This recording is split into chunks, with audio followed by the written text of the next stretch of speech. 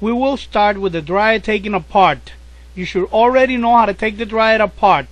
If you don't know how to, please view the video on how to take the dryer apart first.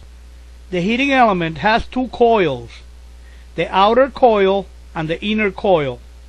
The way to tell them apart is that the inner coil has the longer straight wire and the outer coil has the shorter straight wire. To stretch the coils, I like to use a piece of 2x4 about 5 feet long.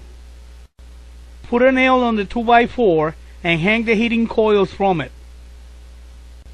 With the outer coil on the left, place a mark on the beginning of the coil, and then place a mark on the beginning of the coil of the inner coil. Measure from the mark on the outer coil all the way down and place a mark about 48 inches away. Measure from the inner coil all the way down and place a mark about 40 inches away. Pull the outer coil until it measures about 48 inches when you let it go. Pull the inner coil until it measures about 40 inches when you let it go. This is the way that the coil should look.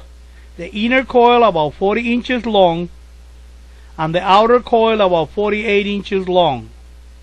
This is the way that you install the heating elements on the insulators. And this is the way they should look. Install the terminal with the double heating elements first. And install the heating elements on the insulators.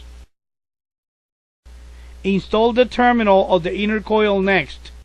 Install the terminal of the outer coil next. And install the heating elements on the insulators.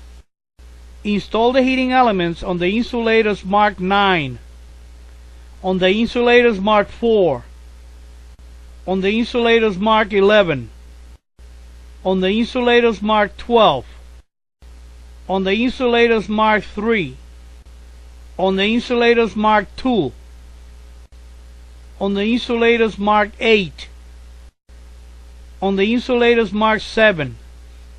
This is the way that it should look after you finish installing the heating elements. Bend these tabs with a needle nose pliers so the terminals of the heating elements won't slide back out. Make sure that the heating elements are installed in each one of the insulators and make sure that you did not miss any of them. Set your multimeter to read ohms. This is the way you check for grounded element. Touch each one of the terminals and touch ground with the other test probe. If the needle on the meter doesn't move, the heating element is not grounded. That's good. If the needle moves toward the 0, the heating element is grounded, and you have to find out where the heating element is touching metal around the shroud.